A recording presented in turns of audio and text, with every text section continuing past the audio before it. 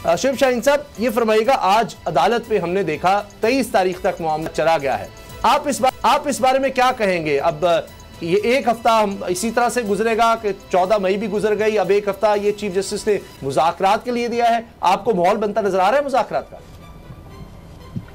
देखिए, मुज़ाकरात तो मैं नहीं समझता कि शायद शुरू हो सकें। वैसे तो पाकिस्तान में सियासी और जमहूरी ताकतें एक दूसरे के साथ, जिस तरह माजी में आप मुस्लिम लीग नून और पीपल्स पार्टी को एक दूसरे के खिलाफ बयानात और उनके खिलाफ किए जाने वाले इक़दाम को देखें तो बिलाखिर इकट्ठे भी बैठ गए थे, पता तो नहीं चलता।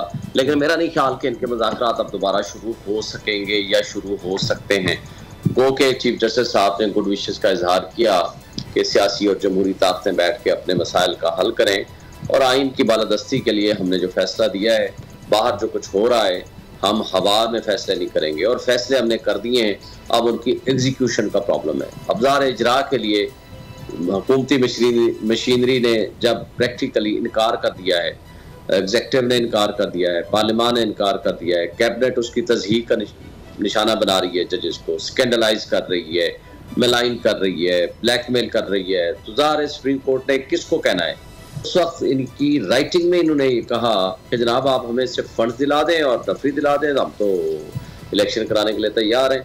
और उस वक्त एक सूबे में फौज नहीं जा सकती थी फॉर एक दिन के लिए, फॉर सिक्योरिटी पर्पजेस। आज पंजाब पूरे में, आज KPK पूरे में और इस्लामाबाद में फौज बैठी हुई है, और इस फौज के बैठने के बावजूद किसको वो हुक्म करें कि जनाब आए आप इसको मेरे हुक्म की तामील करें। कोई भी हुक्म की तामील नहीं करना चाह रहा।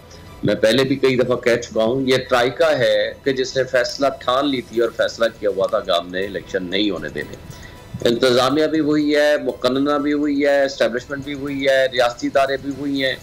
आर्टिकल 224 के मुताबिक 90 डेज में इलेक्शन होने हैं, वो कहते हैं हम नहीं कराते। आर्टिकल 220 के तहत इलेक्शन कमीशन को तमाम बरात देने के पाबंद हैं तमाम एग्जीक्यूटिव इदारे, वो कहते हैं हम नहीं देते। तमाम सुप्रीम कोर्ट को, तमाम इदारे सुप्रीम कोर्ट के मदद के लिए काम करने को तैयार, पाबंद है under article all shell act in aid of the supreme court of Pakistan. वो सुप्रीम कोर्ट को तज़हीक का निशाना बनाते हैं, लेकिन ये सारी चीज़ें होने के बावजूद सुप्रीम कोर्ट सब्र और तहम्मुल का मुजाहरा कर लिए, और वो कोई ऐसा सिचुएशन नहीं क्रिएट करना चाहती जो इससे पहले माजी में 97 में आपने देखा होगा कि जिस तरह सुप्रीम कोर्ट पे हमला हुआ था। आज एक अगेन एक तारीख का स्याह तरीन दिन है कि जिसके जरिए आज फिर सुप्रीम कोर्ट पे जी, इस पर हमें बात करनी है जो बाहर धरना हो रहा है। लेकिन वेरी क्विकली सर, मुझे लगारी साहब की तरफ भी जाना होगा। ये बताइए कि जो रेफरेंस आ रहा है सुप्रीम कोर्ट के चीफ जस्टिस के खिलाफ, उसका फैसला हुआ है, ये किस तरह मुमकिन होगा?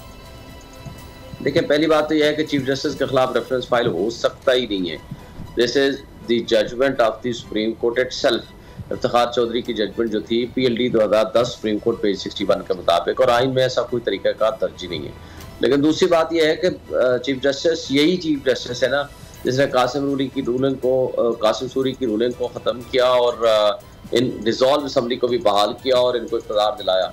ठीक है, उस वक्त तो ये बहुत अच्छे थे। रात को 12 बजे जब इन्होंने अदालतें खोली, उस वक्त भी बहुत अच्छे थे। आज जब वो आइन, उस वक्त भी आइन और कानून की पासदारी के लिए काम कर रहे थे, तो आज भी कानून और आइन की पासदारी के लिए उन्होंने फैसला किया कि जी 90 डेज में इलेक्शन कराओ। उन्होंने कहा कि इलेक्शन कमीशन को फैसिलिटेट करो for the purpose of holding free and fair elections, क्योंकि गैर मुंतखब नुमाइंदों के जरिए तो हुकूमतें नहीं चल सकती। ज़ाहिर है वो अब 90 डेज भी वो पूरे कर चुके हैं, तो आइन का तकाजा है कि मुंतखब नुमाइंदों के जरिए ही ये उमूर ममलकत चलाएंगे, तो रेफरेंस तो बनता ही नहीं है। ये सिर्फ इनका फ्रॉडुलेंट एक्ट है ताकि कोई बयानिया डेवलप कर सकें, और पब्लिक के पास जाने के काबिल ये नहीं है PTM की जमातें वो बयानिया डेवलपमेंट करने।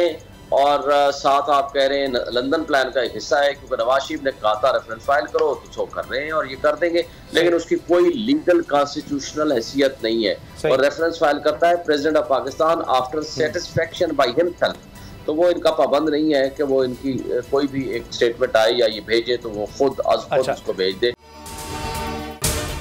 अगर आपको ये वीडियो पसंद आई तो सब्सक्राइब करें और बेल पर क्लिक करें। सब्सक्राइब करें और बेल दबाएं ताकि कोई खबर रह न जाए।